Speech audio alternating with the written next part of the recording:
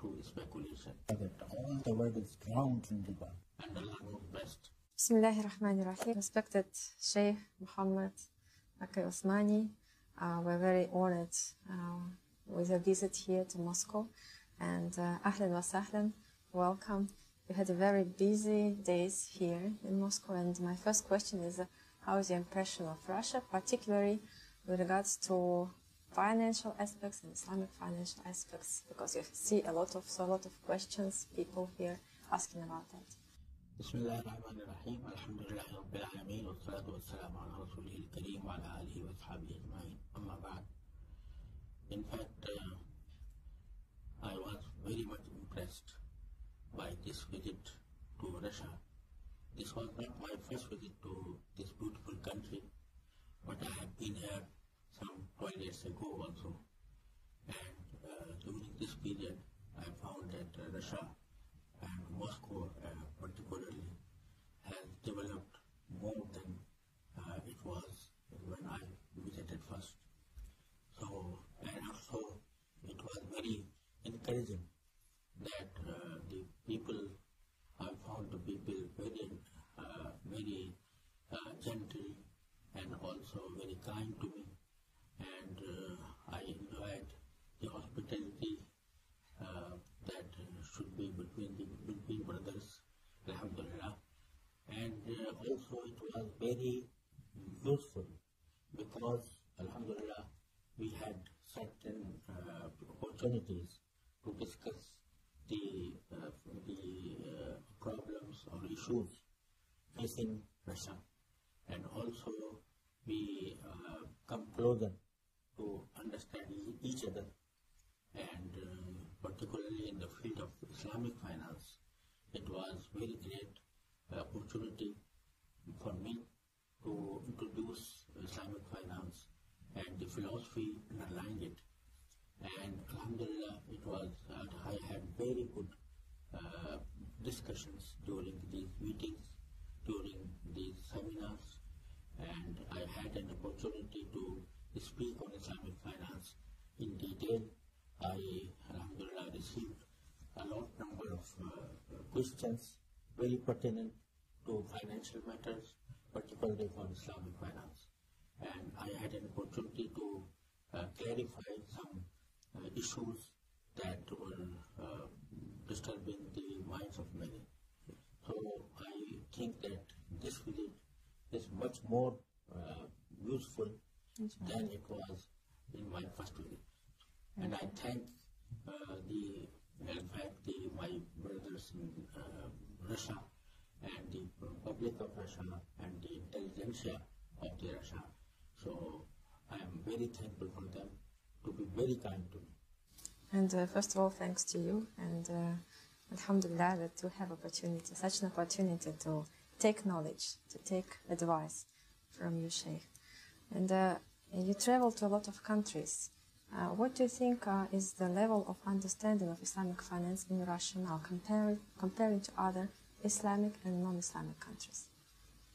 In fact, I visited so many countries where Muslims are in minority, where the system is secular, but I cannot say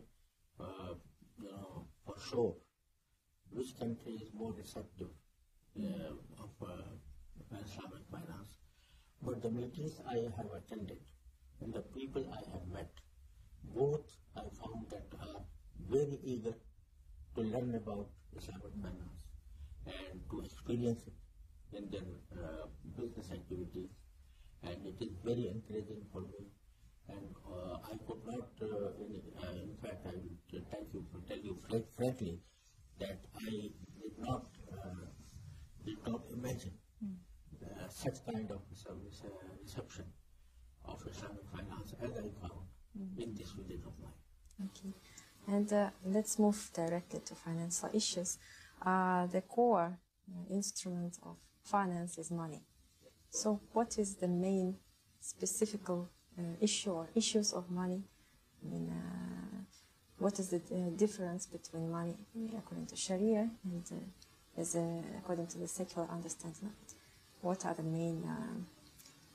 This is a very pertinent question about Islamic finance.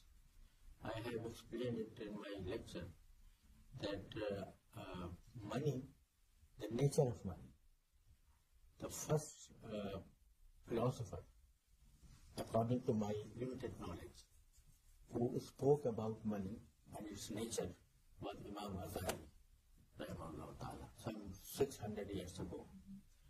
He was the first person who spoke about money and about its nature, and he said that money is not a commodity and it cannot be treated as such. So he said that whenever money will be made a commodity or considered to be a commodity, then it will harm the economic atmosphere at large. And therefore, after Imam Ghazali, there were many philosophers who also said that it's a medium of exchange. So the first person who said, according to my limited knowledge, who said that it is a medium of exchange, Imam Ghazali. But thereafter there came many philosophers who admitted that it is a medium of exchange. But unfortunately, they could not go further to reach the logical consequence or logical result of this principle that it is a medium of exchange, because many people wanted to take money as a thing which can be traded in. And for that purpose, the main obstacle was that in all religions, including Buddhism, Christianity, Islam, in every religion, the riba, that is interest, was prohibited. So, at the very beginning, they tried to interpret money or interpret riba or interest as to make it a commodity in the sense that it may be traded in. So, once this obstacle was removed and this interpretation has dominated among the philosophers or among the economists, then they allowed interest on the basis that it was usury that was prohibited, that is a consumption loan. But if it is a commercial loan, then charging something above the principal should not be prohibited. Once they reached this conclusion, then it led to a number of transactions that were not, in fact, based on a sustainable economy. So, therefore, there came paper currency, and after paper currency, there came financial papers, they were traded, then came creation of money through banks, which has nothing real. This is an artificial creation of money. And then came the derivatives in the form of futures and in the form of options and swaps. These derivatives grew more and more to make the economy a bubble, rather I will say as a balloon, which could be burst anytime. And this was the basic reason for the volatility of the economy throughout history. And there were many occasions where the world faced a crisis of recession, crisis of trade cycle. So, and lastly in 2008, it was the biggest crisis that was faced by the world. At that point of time, they admitted that our basic system of economy is faulty and it should be reformed. But again, the people who benefited from this kind of economy, they would not be ready to accept that we should make revolutionary changes in our economic system. So therefore, we are proceeding in the same direction as they wanted. I understand that derivatives, as they are prohibited by Islam because it's just a bubble. But what about fiat money? What is the attitude of the Sharia? About what? Fiat money, the paper money which are backed by the government. Is it does it conform to the Sharia perception of money, or every single currency should be backed by gold or some goods or some other assets? Actual position is that money, of, even if it is a paper money, should have been backed by some commodity, like gold, silver, etc. But the problem of earning money without a real money, that led to accept this paper money. So the paper money at the outset was fully backed by gold or silver. Before that, in early years. But unfortunately, there came a fractional reserve system through which the amount of gold and silver behind the paper money reduced, and at last moment, all the countries, said that we don't have anything except dollars. But USA, announced for the whole world that I have dollars, and these dollars are backed by gold, and therefore any time you can come to me and get gold from us by showing this dollar.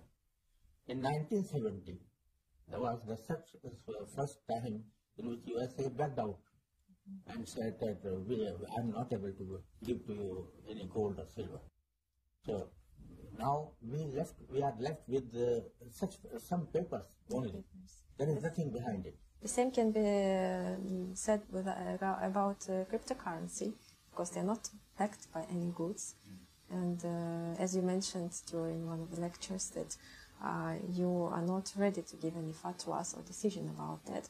But can we conclude that cryptocurrency have the same drawback as the fiat money? This is one thing. And the other thing, as you mentioned, there is pure speculation as far as I understand.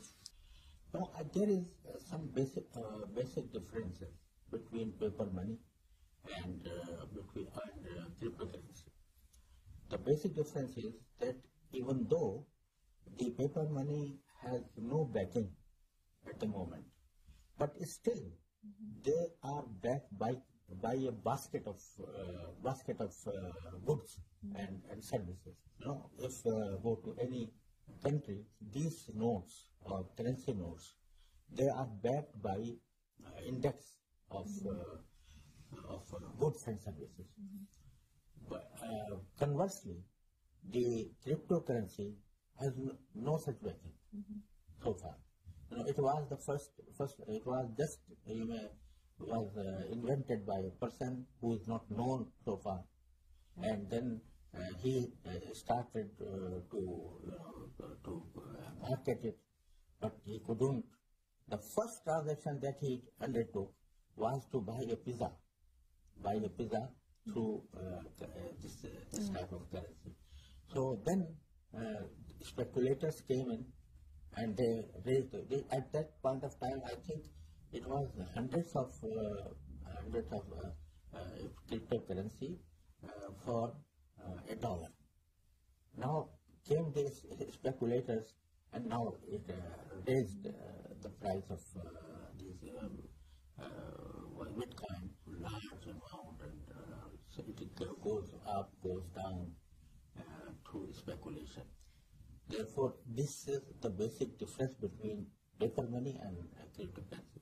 So to sum it up, about the problems in the financial system, in the currency system of currency, we can say that the globe now is standing on the edge of a financial crisis, which can arise anytime because of the reasons you mentioned. So, do you see any solution to this threat? And what can be done to overcome it? Is there anything can be done, or it's just a matter of time that the crisis will come? The basic solution is, according to me, and I know best, that we should go back to treat money as a medium for exchange, except in the cross-border transactions. In cross-border transactions, we need to have to exchange some currencies with other currencies. So we should limit the exchange of currencies to the cross-border transactions only. But if you analyze the present situation, is that the money or the currencies are sold and bought by speculators, and a very tiny percentage of these transactions is for the trade purpose. Otherwise, it is just a speculation. Yes, but it refers not only to the currency, but to the shares also, and even to commodities, to a lot of kinds, like we speak about grain. Yes. The same, the speculation is everywhere. Yeah. But this speculation is the basic cause of this crisis. And therefore, from Sharia point of view, if I speak from Sharia point of view, stocks should be traded in, no problem. But there should not be short sales. Mm-hmm. There should not be, short sales in the sense that you sell something you don't own. So this is prohibited from Sharia point of view. So if we restrict our stock exchange transactions without short selling, then the problem can be solved for that purpose.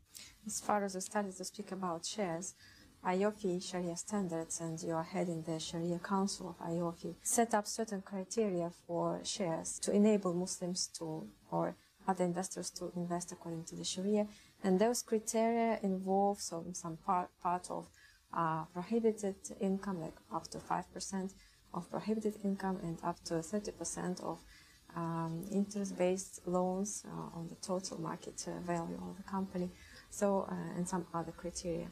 There are actually two questions regarding that. The first is why is this compromise? Because there is a part of prohibition in the company. It exists. And the second one, if we speak about Russia, and if we screen the companies which are at the stock exchange, we cannot find even companies which comply to those criteria, because the amount of debt of these companies is huge, much more, yeah. But, in fact, as you rightly said, this is a compromise. It's not an ideal situation. It is a compromise. This compromise is based on necessity, not as a principle. As a principle, even 5% should not be taken. But there is necessity in the sense that the whole world is, the business of the whole world is through the companies. So if we prohibit purchasing any kind of stock, then the people will be without any particular type in which they could invest, according to Sharia. For that purpose, this compromise was there. So, but the idea is not an ideal situation.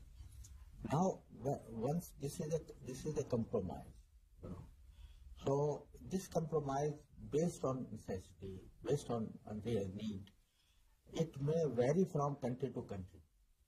Mm-hmm. This is, so this may vary from country to country. Therefore, there are some countries in which not 30%, but also in some cases 40% was allowed. So it's a matter of local fatwa, something like that. Yeah. And speaking about investment, a lot of Muslims in Russia are asking or what is the best way to invest? They have some funds, maybe smaller or bigger funds. What is the best way to invest? Where to invest? Because we speak about stock market, but is it the best way? I'm not fully aware of the tools or the channels in which the money could be invested.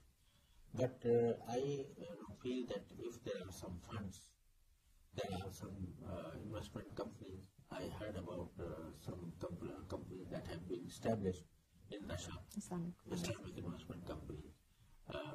Today I think we met some people from Kazan who have such kind of companies. In Dagestan. Yeah, Also. in Dagestan, which investment companies should be used for investment. And if the stocks are analyzed, and there was a time when even US, you or any other country, you could hardly find a company in which a halal investment may be done. Those criteria. Yeah.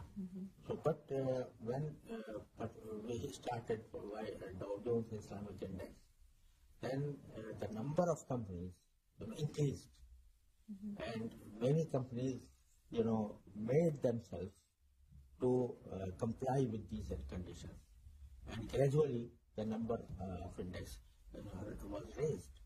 So similarly, I think if one analyzes the stocks of Russia in Russia, then it may be that this index and the index that could be created in which the Muslim could invest. Okay. And there is such an activity as purchasing of debts, especially when we speak about bankrupt companies. What does the Sharia say about it? There is usually an auction, yes, going on, and people raise their hands for what price they're going to buy the debts of the company. So debts, yes. The company is bankrupt. Company is bankrupt. Yeah. But still, the bankrupt company has some assets. Yes, and those assets and the assets of the company and the debts of the company are being brought on the auction. So, is it allowed to go and take it cheaper than on the market? They usually, so all the assets of the company are sold out cheaper than the market price. The matter depends on the liquidator. The liquidator should be very fair to the company and to the purchasers. The problem is it's not in practice. It is not always so. The liquidators not usually follow the market price. The market price, in fact, market price, as you know, does not reflect the real value of the company, real value of the assets. So, therefore, market value, by and large, is an artificial value because of speculations, because of certain factors that make it very artificial. But the real value, you may say, not book value, but historical value, but the value of the real assets. So a liquidator, when he puts the company for auction, it should have in its mind the real value of the assets the company has. So it may be less than the market price, but it will reflect the real price of the assets owned by the company. So far as debts are concerned, the debts cannot be traded according to Sharia except to a par value. But in case the debts, there are real assets and debts both, then there is a principle in Sharia that they are not really the object of purchasing, but they are tabe, what we call it, tabe to to the real assets. Tabe means they are relevant or going on, like related to. Related to the. If I want to buy debt, so debt, this is not allowed. But if I am purchasing a business which comprises some assets, real assets, and also some debts, then I can do that. And a small question about nisab in gold and nisab in silver. What's the difference between? Yes. Yeah. And so what should the Muslims be oriented according to which kind of nisab? No, at the moment, normally silver has been taken as the basis of nisab. Silver. Okay. Silver. The minimum one. Yeah. Okay. Minimum one. So that because it is more beneficial to the poor people. But there are some countries in which the difference is so high that even a person who owns, for example, some percentage of silver cannot be regarded as a person who is able to give something in charity. Therefore, in that case, there are many options. We have in fiqh many options. So, in some ways, some contemporary scholars say that then in that case we could base our nisab on gold, not on silver. And some people say no. There is we still will base our nisab on silver, but calculating the silver nisab, the method, the way of calculation will be some different. No? Okay, so it's again a matter of the local factors. And my last question refers to your purpose of the visit actually to Moscow, the project Agrofin Most or Agro-Financial Bridge, which is involves increase of exports of agricultural goods in Russia, and with the use of Islamic financial instruments such as Sukuk. And there are two actually questions. First is why Islamic investment don't come to Russia until now? Just briefly, maybe your opinion, if you have any. And the second one, what do you think about the trends in the Sukuk market? I heard that there is lack of supply of the Sukuk, and that's why there is over subscription to many issues of the Sukuk. And do you think that Russia should issue Sukuk on the foreign exchange? And where should it be? Dubai, Bahrain, or any other? Yes, of course, as I explained earlier, it is a very good project that you are thinking to start, and it will be beneficial for both, for Russia and for other Muslim countries. So, but the idea is very good, but in order to practice it, we have to study the involved issues very deeply, and if we are able to carry out a structure which is Sharia compliant at the one hand and also beneficial for both parties. So I think it will be very useful, and the Sukuk, if the Sukuk are issued on that basis, they have a good market, inshallah. And on which stock exchange? So it should be Sukuk in USD or in some other euro, in some other international currency. But what is the country where to come with this issue to sell the bonds? I think UAE will be the UAE is in one of the centers. In the best position to such a Sukuk.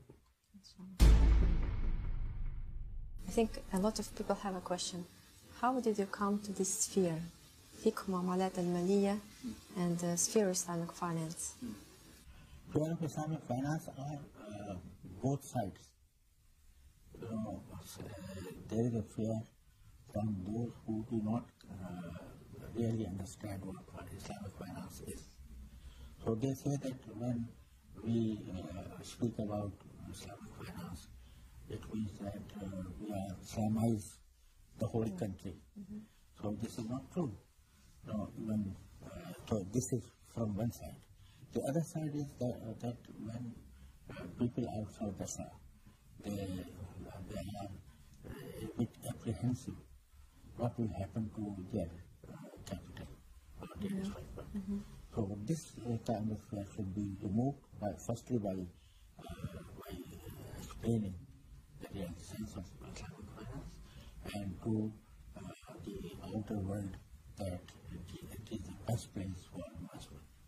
And how did you personally got involved into this field? I mean, from your youth, young years, when you were a student, or how did you get interested? Or is this a kind of family tradition to study this field? Because we know that your son also is a well-known scholar in the field of Islamic finance. How did you get involved in this?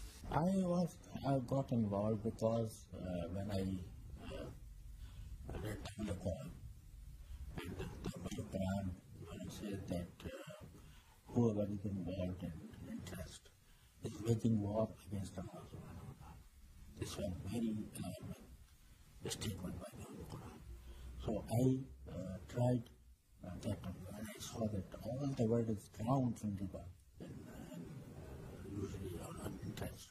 So my conscience led me to the effort that this kind of war with Allah should be removed.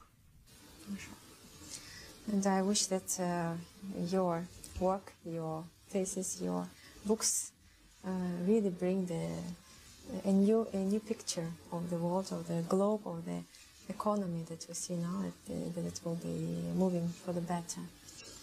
And coming back to the project of Agrofinmost, you have been invited to enter the council, the board of the project. And which kind of advice can you give, like step by step, or what are the main important points the project team should focus on to succeed? I think first of all they make an effort to reach a better structure for issuing sukuk. It will be required two things. One is help from Sharia scholars, and the second is to the experience of the professional persons. Sheikh, thank you very much. Jazakallah khairan for your time, for your profound answers, for your visit, and we hope that this is your first visit in a series of visits to Russia, and we'll see you again and again and have opportunities to share technology from you. Let me explain to you. Asked that whether the people will be interested in the investment in Russia. There was a kind of fear so far. Lack of trust. Lack of trust. Lack of trust and some kind of fear. But you are in Russia's present open policy that will remove this fear, inshallah. So as far as you go on that line, to be open for all the world, for the whole world. So I think this obstacle may be removed, inshallah. Inshallah. Jazakallah khairan. Thank you.